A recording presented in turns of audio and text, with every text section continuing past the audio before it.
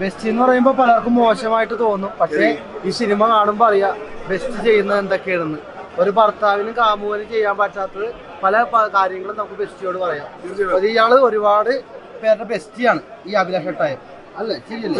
അപ്പൊ ഈ പടം കാണുമ്പോൾ അറിയാം ബെസ്റ്റ് സംഭവം നല്ലൊരു സിനിമയാണ് കാണാൻ സാധിക്കും. കാരണം സിദ്ദീഖ് സാറിന്റെ മകൻ അല്ലേ, നല്ല ഗംഭീര പെർഫോമൻസ് ആണ് ഇത്. അതായത് നമ്മുടെ അഷ്കർക്ക് ആണെങ്കിലും മത്സരിച്ച് അഭിനയിച്ചൊരു മൂവിയാണ്. ഇന്നത്തെ ന്യൂ ജനറേഷൻ സംഭവങ്ങളെല്ലാം പുറത്തിറക്കി നല്ല മനോഹരമായ ഒരു സിനിമ. ഒരുപാട് പേർക്ക് തേപ്പ് കിട്ടിയിട്ടുണ്ട്. തേപ്പിനെ കുറിച്ചുള്ള സബ്ജക്ട് തന്നെയാണ്. നടക്കുന്ന പ്രണയങ്ങൾ നല്ലതാണോ ചീത്തയാണോ കാണിക്കുന്ന ഒരു മൂവി.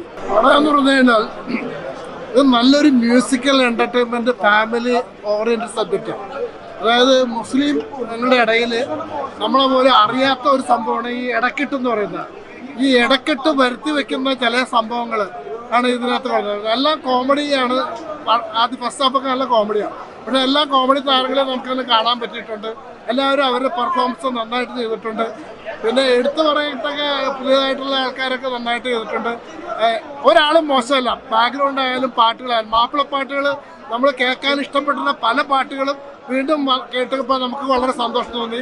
All the best. അടിപൊളിയായിട്ടുണ്ട്. നല്ല വർക്കിംഗ് ആയിട്ടുണ്ട്. പരിപാടികളൊക്കെ സെറ്റായിട്ടുണ്ട്. നല്ല കളറിൽ പരിപാടി ചെയ്തിട്ടുണ്ട്. നല്ല മാപ്പിള പാട്ട് എല്ലാവർക്കും ആസ്വദിക്കാൻ പറ്റിയ പാട്ട് തന്നെയാണ് വർക്ക് ചെയ്തിട്ടുണ്ട്. അടിപൊളിയായിട്ടുണ്ട്. അടിപൊളിയായിരുന്നു. അഗർവാളിന്റെയും സൽമാനുടെയും അഭിനയം കൊടുക്കട്ടെ പറയാം. പിന്നെ ഷാഹിൻ സിദ്ദീഖിന്റെ ഗംഭീര അഭിനയ കോമഡി മാസ് ഫാമിലി എന്റർടൈൻമെന്റ് സിനിമയാണ്. ഗംഭീര വരവേൽപ്പുണ്ട്. നല്ല സൂപ്പർ കോമഡി ഫിലിമാണ് കേട്ടോ. കോമഡി നല്ലൊരു എന്റർടൈൻമെന്റ് മൂവിയാണ്.